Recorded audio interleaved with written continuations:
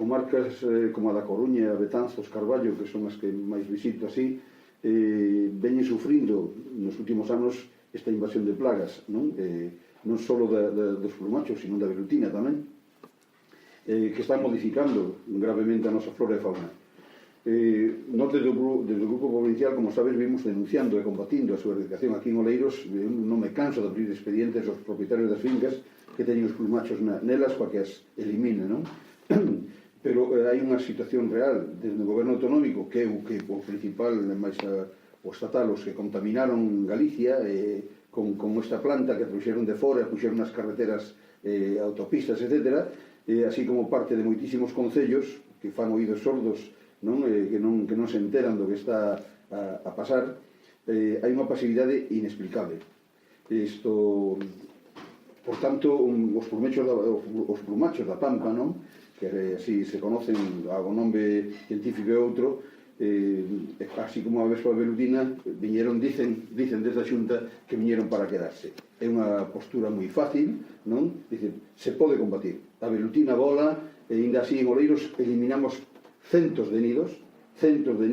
Este ano non hubo a velutina que hubo outros anos aquí nesta zona. Por tanto, se se traballa, se pode eliminar. A Pampa, a planta da Pampa, está aí, o plumacho, se pode eliminar porque podemos coller, arrancalo ou botarlle o herbicida necesario. Por tanto, é importante, insisto, dende a población e grupos ecologistas que parece que están mirando para outro lado, así como colectivos de sindicatos agrarios, levantar a voz e denunciar as políticas pasotas e irresponsables que eu estou observando que existen en moitas administracións para actuar contra estas plagas, que están acabando, e o tempo está demostrando, están afectando e acabarán a corto plazo co futuro do campo galego, ca noso hábitat.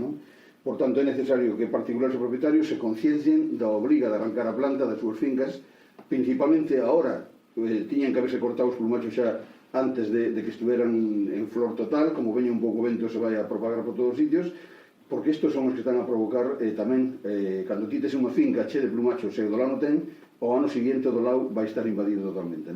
Por tanto, hai que ter unha concienciación moi alta. Para arrancalas, antes se debe proceder a cortar os plumachos, como dixen, porque cada plumacho desos ten millóns de semillas que se poden esparcir hasta máis de 1 kilómetro con un pouco de vento. E contra os nidos da avispa velutina, recordarlle aos ciudadanos que deben chamar ao seu concello ou ao teléfono 112 da Xunta de Galicia, e se non os atenden, que é o que suele pasar, que nos lo fagan saber o teléfono 981 08 610 da Oficina de Alternativa na Diputación Provincial, e nós nos encargaremos de decirlle e recordarlles o que teñen que facer, neste caso a Administración Superior, ou tamén se queren chamar ao Concello de Oleiros. Atacar estas plagas é defender a nosa terra e, por tanto, o noso hábitat. Eu chamo a concienciarse do grave problema que se nos vai encima.